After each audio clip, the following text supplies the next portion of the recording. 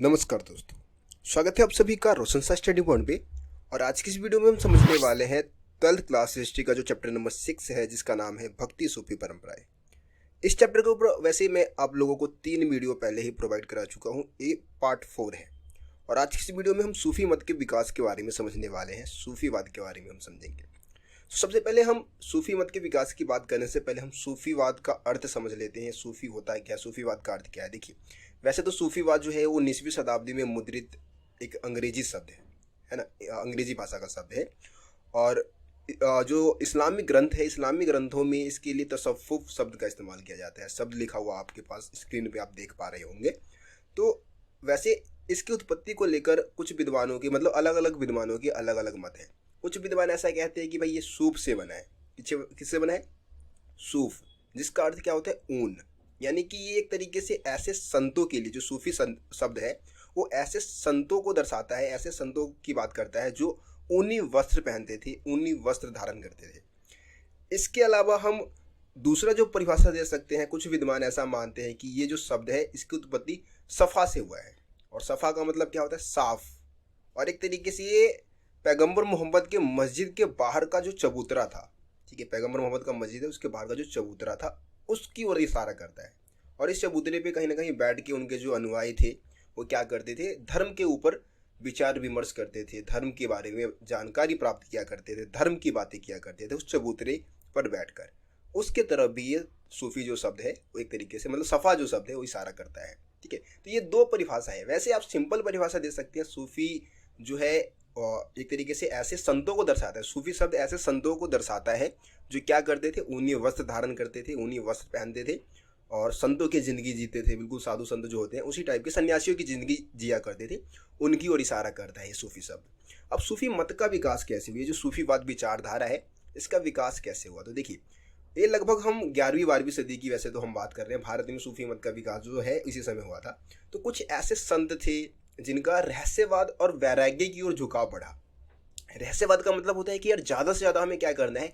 ईश्वर की आराधना करनी है, ईश्वर की गहराई पूर्वक उनकी मतलब आराधना करनी है। और वैराग्य का मतलब होता है कि भाई आपको वैरागी बन जाना है, आपको घर वार का त्याग कर देना है, आपको सन्यासियों का जीवन जीना है ना। इसी को हम वैराग्य बोलते हैं। तो कुछ संतों का रहस्यवाद और वैराग्य की ओर झुकाव बढ़ा, उनको हमने सूफी संत कहना स्टार्ट कर दिया। और इन्होंने जो इस्लाम धर्म में जो रूढ़िवादी जो एक तरीके से विचारधाराएं थी, पुरानी जो मतलब रूढ़िवादी विचारधाराएं थे, उसका विरोध इन्होंने किया। ठीक है, और ये क्या करते थे? कुरान की व्याख्या अपने अनुभवों के आधार पे करते थे। उलमा द्वारा कुरान की व्याख्या पर बिल्कुल ही निर्भर ये नहीं रहते थे। आपको पता है कि इस्लाम धर्म के ज्ञाता होते हैं उलमा, और उलमा जैसा बोलते हैं इस्लाम धर्म के जो लोग हैं वही काम करते हैं, है ना। लेकिन सूफी संत उलमा की बातों को बिल्कुल भी नहीं मानते थे और कुरान को अपने अनुभवों के आधार पे, अपने नॉलेज के आधार पे क्या करते थे? उसकी व्याख्या किया करते थे। इन्होंने क्या किया? पैगंबर मोहम्मद को इंसान कामिल बता दिया।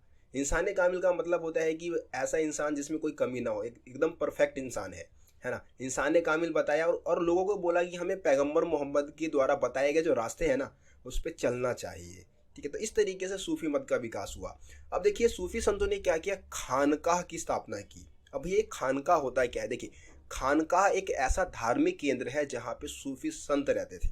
ठीक है, सूफी संतों ने अपने मतलब ग्रंथ लिखने स्टार्ट किए, अपने साहित्यिक ग्रंथों की रचना की।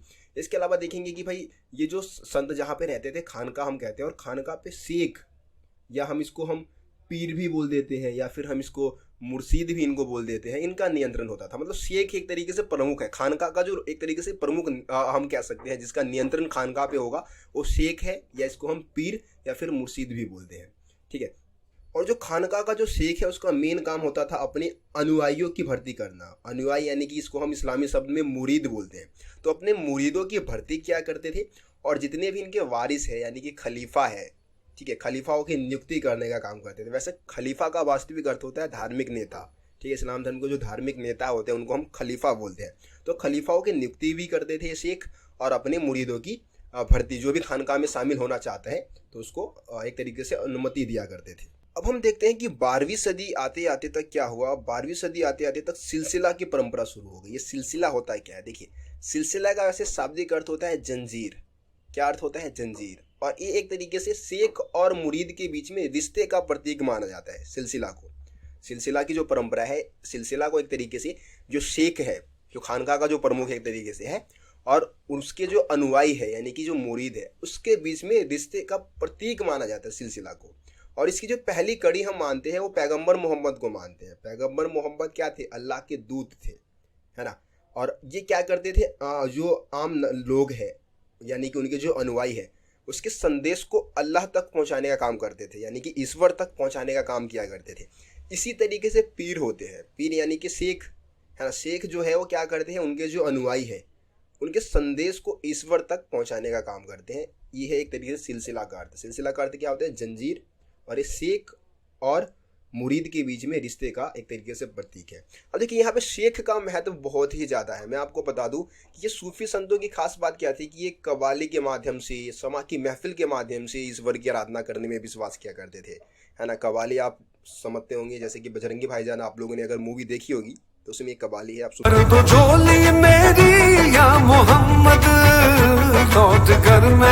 सकते हैं इसको। तो एक तरीके से अगर हम देखें तो यहाँ पे क्या है कि शेख का महत्व विशेष होता था खानगाह में, है ना। शेख की मृत्यु के बाद क्या होती थी, उसकी दरगाह बना दी जाती थी। दरगाह एक तरीके से हम दरबार कह सकते हैं, फारसी में इसका अर्थ होता है दरबार।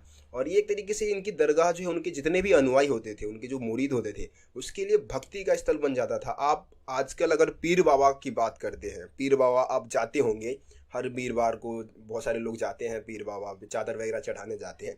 तो पीर बाबा है कौन? वो पीर बाबा सूफी संत ही थे, जो फेमस सूफी संत हुए, जो फेमस सूफी शेख हुए, यानी कि पीर हुए, है ना, पीर।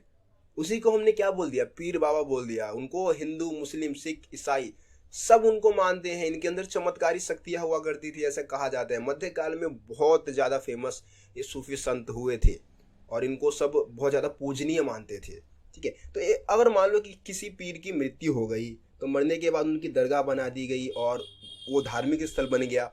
विशेषकर बहुत सारे उनके जो अनुयायी थे, उनकी बरसी के समय पे क्या आते थे, यहाँ पे उनकी दरगाह पे आया करते थे आशीर्वाद लेने से का, या फिर बहुत सारे लोग अपनी मनोकामनाओं को पूरा करने के लिए इनके दरगाह पर आशीर्वाद लेने आया करते थे। तो इस तरीके से सूफी संत का विकास हुआ।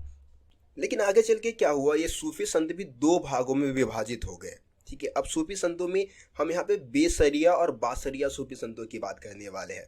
देखिए, बेसरिया सूफी संत वो संत है जो सरिया कानून को नहीं मानते हैं, है ना। आपको पता है कि इस्लाम धर्म को निर्देशित करने वाला जो कानून है उसको हम क्या बोलते हैं? सरिया कानून बोलते हैं। लेकिन जो ये बेसरिया है, जो बेसरिया सूफी संत है, वो सरिया कानून को बिल्कुल भी नहीं मानते हैं। दूसरी तरफ हम बासरिया सूफी संतों की बात करें तो ये सरिया कानून को क्या करते हैं? मानते हैं। दूसरी तरफ हम बेसरिया की बात करें तो ये खानका में नहीं रहते हैं। मतलब सूफी संतों का धार्मिक जो केंद्र है, जहाँ पे वो निवास करते हैं, वो खानका है ना, खानका में रहते हैं। लेकिन जो बेसरिया वो खानका में नहीं रहते थे। बासरिया जो सूफी संत है वो खानका में निवास करते थे। दूसरी तरफ अगर हम बेसरिया सूफी संतों की बात करें तो इनको अलग अलग नामों से लोग पुकारा करते थे, जैसे कि कलंदर, मदारी, मलंग, हैदरी, इन नामों से लोग इनको पुकारा करते थे। दूसरी तरफ हम बासरिया सूफी संतों की बात करें तो इनको सिर्फ आप सूफी संत कह के पुकार सकते थे। तो ये इन दोनों में अंतर हो गया। कुछ समानताएं भी आप बता सकते हैं कि भाई ये बेसरिया और बासरिया में समानताएं क्या थी। तो समानताओं की अगर हम बात करें तो देखिए, ये दोनों ही क्या है? सूफी संत है ना। दोनों ही इस्लाम धर्म को मानते थे, दोनों ही पैगंबर मोहम्मद को भी माना करते थे। तो ये आप समानता में बता सकते हैं। बाकी असमानताएं ऊपर आपको मैंने बता दिया है। दोस्तों, अब हम उपमहाद्वीप में चिश्ती सिलसिला जो टॉपिक है उसको हम समझते हैं। तो यहाँ पे हम चिश्ती सिलसिला की बात करने वाले हैं। देखिए, चिश्ती सिलसिला के जो संस्थापक थे वो शेख मोइनुद्दीन चिश्ती थे और इन्होंने अजमेर में अपनी खानका स्थापित की थी। देखिए, वैसे चिश्ती सिलसिला का जो नामकरण है मैं आपको बता दूं, ये चिश्ती नामक एक स्थान के नाम पे किया गया है। चिश्ती एक जगह है अफ़गानिस्तान में और उसी नाम के स्थान पे इस मतलब चिश्ती एक शहर हम कह सकते हैं, अफ़गानिस्तान में एक शहर है और उसके नाम के आधार पे ही इस सिलसिला का नामकरण किया गया था। अब जो ख्वाजा मोइनुद्दीन चिश्ती या शेख मोइनुद्दीन चिश्ती जो थे वो मोहम्मद गौरी के साथ ही 1192 में भारत आए थे और उन्होंने ही चिश्ती सिलसिला की नींव डाली थी। भारत में सबसे पहले सिलसिला इसको माना जाता है।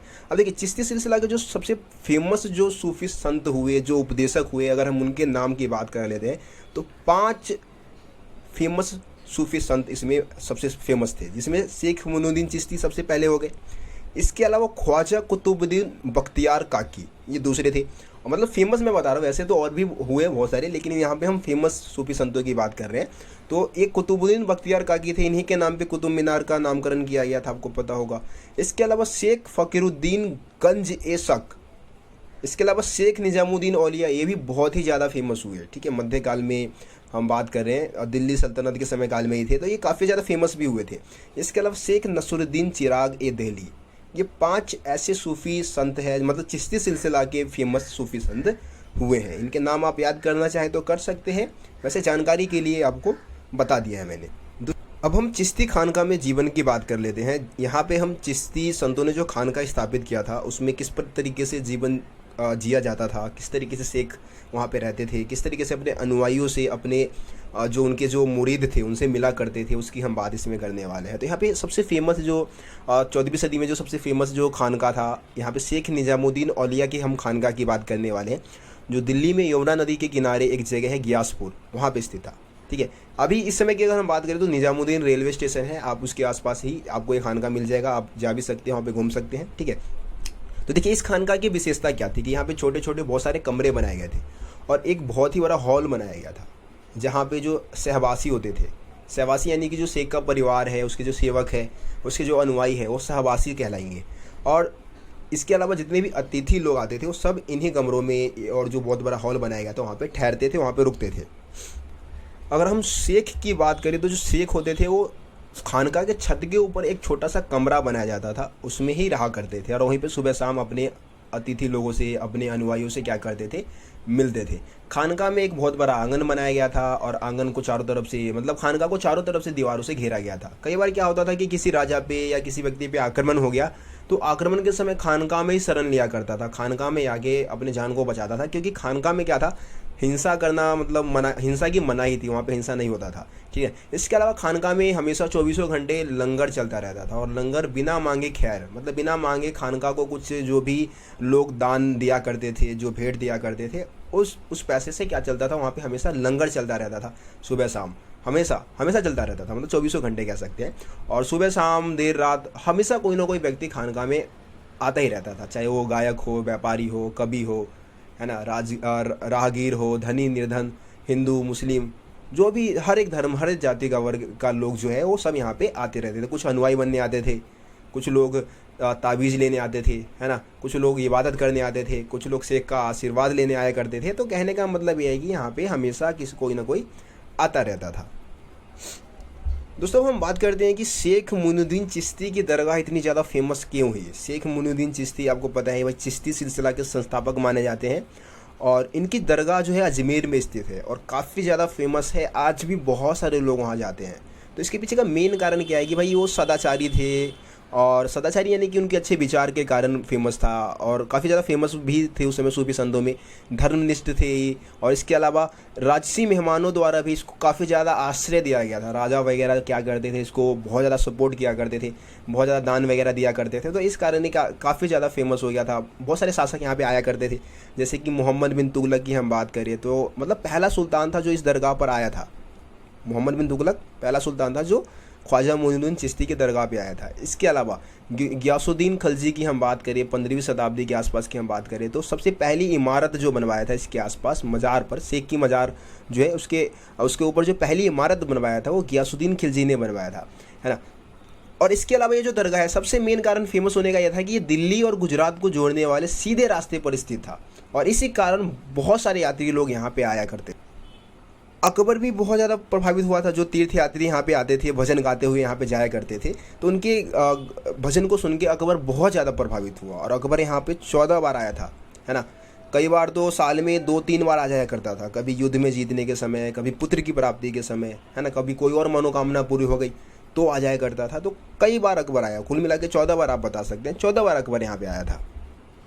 इसके अलावा अकबर यहाँ पे जब भी आता था तो कुछ ना कुछ भेंट में ज़रूर देता था। जैसे कि हम बात करें कि तीर्थयात्रियों के लिए खाना पकाने के लिए एक देंग दरगाह हम कह सकते हैं कि भाई एक बहुत बड़ा भगोना टाइप का उसने क्या किया था, 1568 में दान में दे दिया था खानका को, जो अजमेर में जो खानका है उसको दान दिया था, जिससे क्या हो सकता था, तीर्थयात्रियों के लिए भोजन पकाया जा सकता था। दोस्तों वीडियो थोड़ी लंबी हो चुकी है। वैसे इतनी लंबी वीडियो मैं बनाता नहीं हूँ। मैं लगभग कोशिश करता हूँ कि 10 मिनट के आसपास की वीडियो बनाऊँ, ठीक है।